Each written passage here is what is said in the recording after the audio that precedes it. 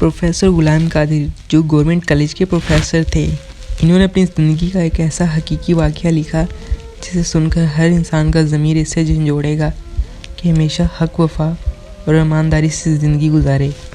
इनकी पैदाइश हिंदुस्तान के शहर भटिंडा में हुई, लेकिन 1947 में ये हिजरत करके पाकिस्तान के शहर कोहाट में आबाद हुए। वो अपनी किताब में अपनी आपीती लिखते हैं कि जिस दिन मेरी शादी हुई और मेरी बीवी दुल्हन बनकर मेरे कमरे में मेरा इंतज़ार कर रही थी, मेरी बीवी मासूम और ख़ूबसूरत थी। मैंने इरादा किया था कि मैं अपनी बीवी का बहुत ज़्यादा ख्याल रखूँगा। मैं एक जॉइंट फैमिली में रहता था। मेरी बीवी को सबसे बचाकर और छुपा कर ही रखूँगा। मेरी सास ससुर ने कहा था कि बेटी बहुत ही ज़्यादा मासूम है और डिप्रेशन का शिकार भी है, इसलिए इसका बहुत ज़्यादा ख्याल रखना। इनका कहना था कि वो जॉइंट फैमिली में शादी नहीं करना चाहती थी, लेकिन जो इसकी किस्मत में था वही इसे मिला। मैंने अपनी बीवी के लिए बहुत से तोहफे और तोहफ़े लेकर रखे थे। मुझे फैमिली बनाने का बहुत ज़्यादा शौक़ था। मैंने अपनी बीवी को सारी ज़िंदगी आंखों पर बैठा रखने की कसम खा ली थी। अगर मुझे दुनिया कहती कि बीवी के नीचे लगा हुआ है या रन मुरीद हो गया है तो मुझे कोई फ़र्क नहीं पड़ना था, क्योंकि मुझे तो अपनी बीवी का बहुत ज़्यादा ख्याल रखना था।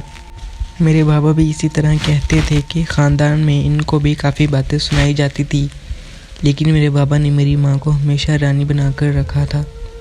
यही वजह थी कि मेरी माँ अभी तक खूबसूरत और जवान नज़र आती थी और मेरे माँ बाबा की ज़िंदगी बहुत अच्छी थी। किसी दानिश ने कहा था कि औरत तभी बूढ़ी होती है जब इसके साथ गलत रवैया रखा जाता है और इसे दुख दिया जाता है। अगर मैं अपनी बीवी का बहुत ज़्यादा ख्याल रखता और वो हमेशा खूबसूरत और जवान रहती तो इसमें फ़ायदा किसका था?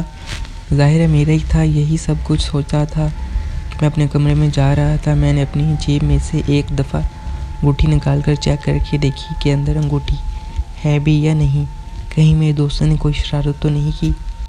लेकिन जब मैंने खोल के देखा तो इसमें खूबसूरत सी अंगूठी नज़र आ रही थी, जिसको मैं अपनी बीवी की उंगली में पहनाने वाला था। इसके हाथ बहुत खूबसूरत थे। जब वो मेरे साथ बैठी तो मैं इसके हाथों को ही देख पाया था, इसकी तरफ नज़र भी नहीं कर पाया था, नहीं तो लोग मजाक उड़ाते हैं। मैं बहुत ज़्यादा खुश था। कमरे में दाखिल हुआ तो मेरी बीवी सामने बैठी थी और बहुत ज़्यादा खूबसूरत और हसीन लग रही थी। ऐसा लग रहा था कि कोई नूर है जो मेरे कमरे में आ गया हो। मुझे वो दिन याद आने लगे जब मैं इसकी कमरे में अकेला रहता था, लड़कियों को ख्याल में सोचता रहता था कि मेरी ज़िंदगी में जो लड़की आएगी वो कैसी होगी, क्या वो खूबसूरत भी होगी या नहीं, या वो मुझे दिल से अच्छी लगती होगी या नहीं। मेरी ज़बरदस्ती इसके साथ शादी करवा दी जाएगी, लेकिन मैं खुश था कि ये लड़की वाकई में मुझे बहुत अच्छी लगती थी और मेरी सारी ज़िंदगी इसके साथ गुजारने वाले थे जिनका मैंने ख्वाब देखे थे। मैं जाकर इसको घूंघट उठाया तो वो मुझे बहुत ज़्यादा खुश होकर मिली। वो वाकई बहुत ज़्यादा खूबसूरत थी। दुल्हन बनकर तो वो और भी ज़्यादा हसीन लग रही थी। वो भी मुझे देखकर मुस्कुराई और जब मैंने इसकी तारीफ़ की तो बदले में इसने कहा कि आप भी बहुत अच्छे लग रहे हैं। इसकी मुस्कुराहट और इसकी आंखें, इसके बारीक होंठ, सब कुछ बहुत ज़्यादा खूबसूरत थे। मैंने इसको देखता ही जा रहा था, लेकिन इसने मुझे कहा कि मैं चाहती हूँ कि हम ज़िंदगी की शुरुआत एक नए सिरे से करें। पहले मैं 2 नफल शुक्राने की अदा कर लूँ, वरना फिर नज़र लग जाएगी। मैं भी ये सोच लिया था कि मैं हमेशा अपनी बीवी का ख्याल रखूँगा। ऐसा लगा कि मैंने आज खुद से वादा किया था कि मैं इसको कभी धोखा नहीं दूँगा। मेरी बीवी दुल्हन के लिबास में बहुत ज़्यादा हसीन लग रही थी। मैंने कहा कि तुम भी नफल पढ़ लो और फिर मेरे पास आ जाना। मेरी बात तो वो बहुत ज़्यादा घबरा गई और कहने लगी कि आज की रात वो सिर्फ इबादत करना चाहती है। मुझे इसकी बात सुनने की खुशी हुई कि मेरी बीवी तो बहुत ही ज़्यादा नेक है। इसने जाए नमाज पर बिछाकर इस पर 2 नफल शुक्राने के पढ़े, फिर वो उसी तरह इबादत में मसरूफ़ हो गई। मैं सामने बैठकर इसे ही देखता रहा था। मुझे इस पर बहुत ज़्यादा प्यार आ रहा था। रात 12 बजे से सुबह के 4 बज गए थे, मगर वो अभी तक इबादत में मसरूफ़ थी। लेकिन अब जैसे ही वो सजदा में गई तो इसने सजदा लंबा ही कर दिया। मुझे लगा कि शायद अल्लाह का शुक्र अदा कर रही है, इसलिए इतना लंबा सजदा कर रही है। لیکن میں یہ دیکھ کر حیران رہ گیا کہ 10 منٹ گزر گئے تھے اور وہ ابھی تک سجدے میں ہی بیٹھی تھی۔ تھوڑی ہی دیر کے بعد مجھے مجبوراً اس کا نام پکارنا پڑا۔ مجھے پتا تھا کہ اگر نماز ہو گئی تو وہ اپنی نیت تو نہیں توڑے گی، لیکن اٹھ کر ضرور بیٹھ جائے گی، لیکن وہ ہل بھی نہیں رہی تھی۔ تھوڑی دیر کے بعد میں اس کے پاس گیا تو مجھے ایسا لگا کہ وہ سانس ہی نہیں لے رہی۔ میں نے اسے اٹھا کر سیدھا کیا مگر وہ بے ہوش ہو چکی تھی۔ میں حیران بھی ہوا اور پریشان بھی کہ اس کو کیا ہو گیا ہے، شاید وہ تھکن کے مارے بے ہوش ہو گئی۔ اس پر میں نے پانی کے چھینٹے مارے لیکن وہ بالکل بھی رد عمل نہیں دے رہی تھی۔ میں بار بار اسے پکارنے لگا۔ میں نے کہا کہ ملکہ تمہیں کیا ہو گیا ہے؟ میں نے اس کو پوری طرح سے جھنجھوڑا، اتنی زور سے کہ اگر وہ بھی ہوش میں ہوتی تو اٹھ جاتی، لیکن مجھے ایسا لگتا تھا کہ وہ جیسے اس دنیا سے جا چکی ہے۔ میں نے اپنی ماں کو بلایا۔ ابھی گھر میں کچھ مہمان بھی تھے جو رات کو ہمارے گھر ہی رک گئے تھے۔ بغیر میرے یہ کہہ کہ کیا ہوا میرے کمرے کی طرف چل پڑے، لیکن جیسے ہی اس کو نظر ان کی دیکھنے پہ پڑی، ان کو امید تھی کہ وہ ٹھیک ہے، لیکن تھوڑی دیر کے بعد جب اس کو جگایا گیا تو وہ نہیں اٹھی تو سب کو پتہ چل گیا کہ دنیا سے جا چکی ہے۔ اس نے جیسے ہی سجدے کے لیے تیار نہیں تھا، مجھے سمجھ نہیں آ رہی تھی کہ کیا ہو رہا ہے۔ سب نے یہ بات کہنا شروع کر دی کہ دلہن تو مر گئی۔ امی نے کہا کہ تم نے کیا کیا اس کے ساتھ، تم نے لڑکی کو مار ڈالا۔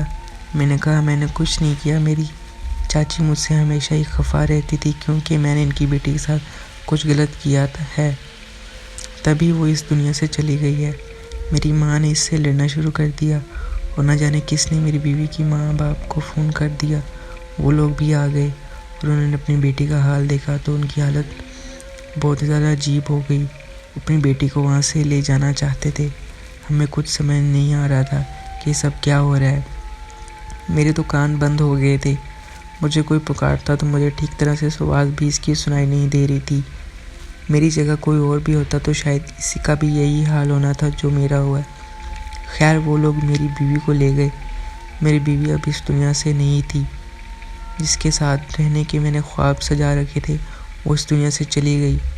ہم نے ان لوگوں کو فون کر رہے تھے لیکن وہ جواب ہی نہیں دے رہے تھے۔ ہم نے ان کے پیچھے ان کے گھر پہنچے تو وہ دروازہ بھی نہیں کھل رہے تھے۔ جب دروازہ کھلا تو یہی کہا کہ آپ نے ہماری بیٹی کو مار ڈالا ہے، اب آپ لوگ یہاں پر کیا لینے آئے ہیں؟ یہ بات اپنی جگہ ٹھیک تھی کہ آپ اپنی پیاری بیٹی کی شادی کریں اور آپ ایک ہی بیٹی ہو اور شادی والے دن ہی وہ اپنے شوہر کے کمرے سے مردہ حالت میں پائی جاتی ہے، اور اس کے بعد آپ اس کی لاش کو لے کر اپنے گھر چلے جائیں تو یہ صدمہ آپ کے لیے بہت زیادہ بڑا ہوگا۔ لیکن میری بیوی کے گھر والے عجیب و غریب طریقے سے پیش آ رہے تھے۔ وہ میری بیوی کی لاش کو مجھ سے چھپا رہے تھے، مجھے اس کے قریب تک جانے نہیں دے رہے تھے، ہمیں یہ تک پتہ نہیں کرنے دیا کہ آخری اس کو ہوا کیا ہے۔ مجھے تو ایسا لگتا تھا کہ شاید اس کے اندر جان باقی تھی، لیکن وہ لوگ اس کو پہلے ہی وہاں سے لے آئے تھے، اور میری ماں کا کہنا تھا کہ تمہاری بیوی مر چکی ہے، میں اسے دیکھنا چاہتا تھا۔ آخر وہ میری بیوی تھی، مجھے کیا اتنا بھی حق نہیں تھا کہ میں اس کو آخری دفعہ دیکھ لیتا؟ وہ لوگ تو دروازہ بھی نہیں کھول رہے تھے، دروازے کے اندر ہی کھڑے ہو کر بات کر رہے تھے۔ میری ماں نے ان کو سمجھانے کی کوششیں کی اور بالآخر انہوں نے دروازہ کھولا۔ انہوں نے کہا کہ ہمارے گھر میں بھی ابھی تک مہمان ہیں، ہمارے گھر مہمان ہماری بیٹی کی شادی کے لیے آئے تھے اور آپ اس کی فاتحہ پڑھ کر جائیں گے۔ آپ لوگوں نے کیا کر دیا؟ آپ اپنی بیٹی کو دفن کر لیں، آخری رسومات ادا کر لیں، اس کے بعد ہم آپ سے 2 ہاتھ کریں گے۔ کیوں آپ لوگوں نے آخر ایسا کیا کہ وہ مر گئی؟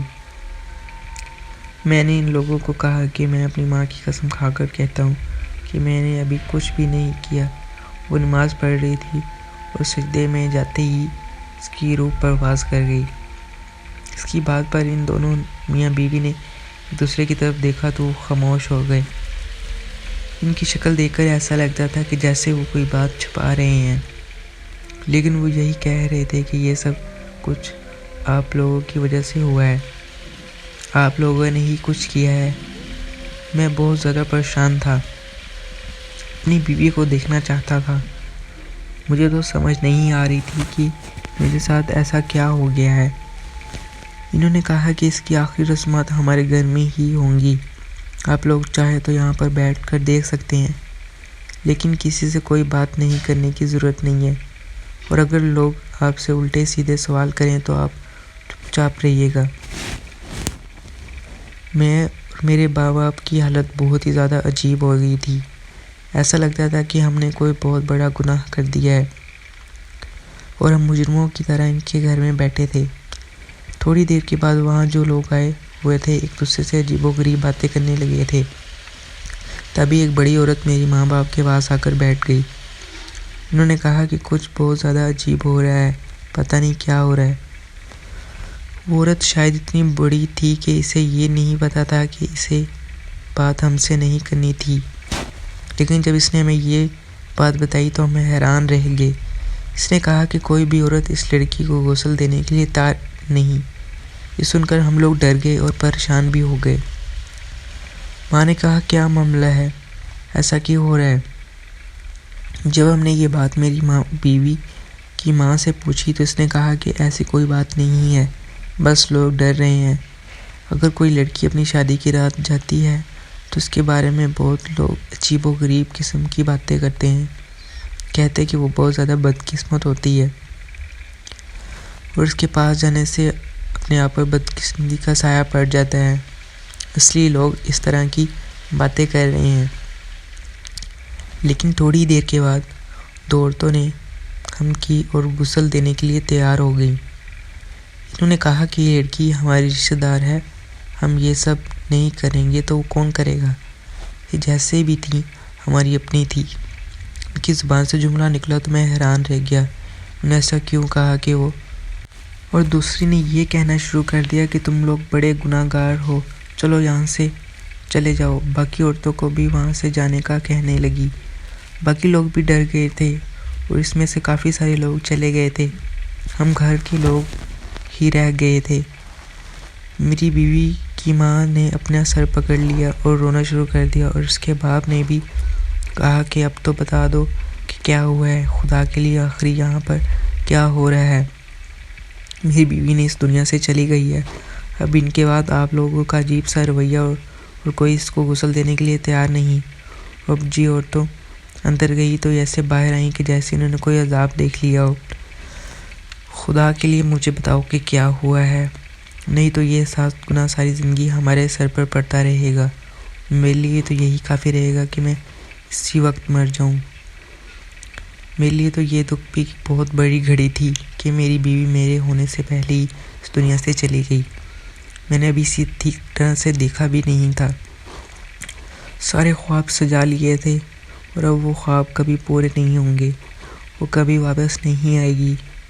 بالآخر میری بیوی کے ماں باپ نے اپنی زبان کھولی اور اس نے ہمیں ایسی بات بتائی کہ ہم لوگ حیران رہ گئے۔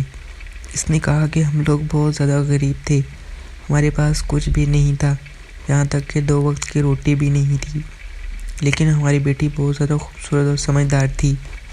ایک دن اس پر ایک رئیس آدمی عاشق ہو گیا جو بہت زیادہ امیر تھا، لیکن اس کی شادی ہو چکی تھی اور اس کی بیوی فوت ہو چکی تھی۔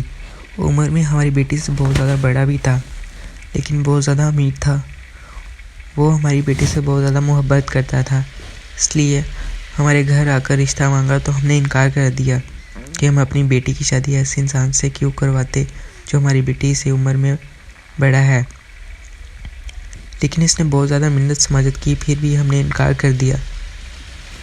مگر ایک دن ہماری بیٹی نے خود کہا کہ وہ اس آدمی سے شادی کرنا چاہتی ہے کیونکہ وہ بہت زیادہ امیر ہے اور وہ کب تک زندہ رہے گا، جب اس دنیا سے چلا جائے گا تو اس کی ساری دولت ہماری ہو جائے گی۔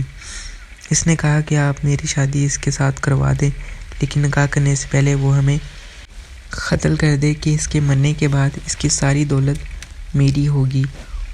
وہ میری بیٹی کی محبت میں اس قدر پاگل تھا کہ وہ یہ سب کچھ مان گیا تھا۔ اس نے کہا کہ اگر میں اس دنیا سے چلا گیا تو سارا کاروبار اور میرا گھر، میری سب گاڑیاں اور جائیداد میری بیوی کے نام ہو جائیں گی۔ میں نے اپنی بیٹی سے کہا لیکن وہ اس دنیا سے جانے والا تو نہیں ہے، میری زندگی کو کچھ سال تو اس کے ساتھ ہی گزاریں گے، تم کیوں اپنی زندگی برباد کرنا چاہتی ہو؟ میری بیٹی نے کہا کہ جو میں کر رہی ہوں بالکل ٹھیک کر رہی ہوں، آپ فکر نہ کریں۔ اس آدمی کا نام سیٹھ ریاض تھا، وہ ہماری بیٹی پر عشق میں پاگل تھا۔ ایسی دیوانگی ہم لوگوں نے کبھی نہیں دیکھی تھی، اور وہ بھی اس عمر میں۔ میری بیٹی کہتی تھی کہ کھڑے ہو جاؤ تو وہ کھڑا ہو جاتا تھا، میری بیٹی کہتی کہ بیٹھ جاؤ تو وہ بیٹھ جاتا تھا۔ میری بیٹی کے تمام نخرے اٹھاتا اور دولت کو پانی کی طرح بہاتا تھا۔ جس چیز پر میری بیٹی ہاتھ رکھ دیتی اسی وقت اس کے سامنے لا کر لے جاتا تھا۔ میری بیٹی سے بہت زیادہ خوبصورت اس کو مل نہیں سکتی تھی، لیکن شاید اسے میری بیٹی سے محبت ہو گئی تھی۔ اس کی محبت بولتی تھی، وہ ہر بات میں میری بیٹی کا بہت زیادہ خیال رکھتا تھا، اس نے بہت زیادہ خوش رکھا تھا۔ ایک دن ہماری بیٹی سے ناراض ہو کر ہمارے گھر واپس آ گئی، تب اس نے الماری میں بیٹی کے نام دنیا بھر کے تحفے پھول دیے۔ ہم نے اسے بھی اپنا داماد قبول کر لیا تھا، ہم نے تو اس کی لمبی عمر کی دعا کرتے تھے۔ نیکسٹ پارٹ اگلی ویڈیو میں۔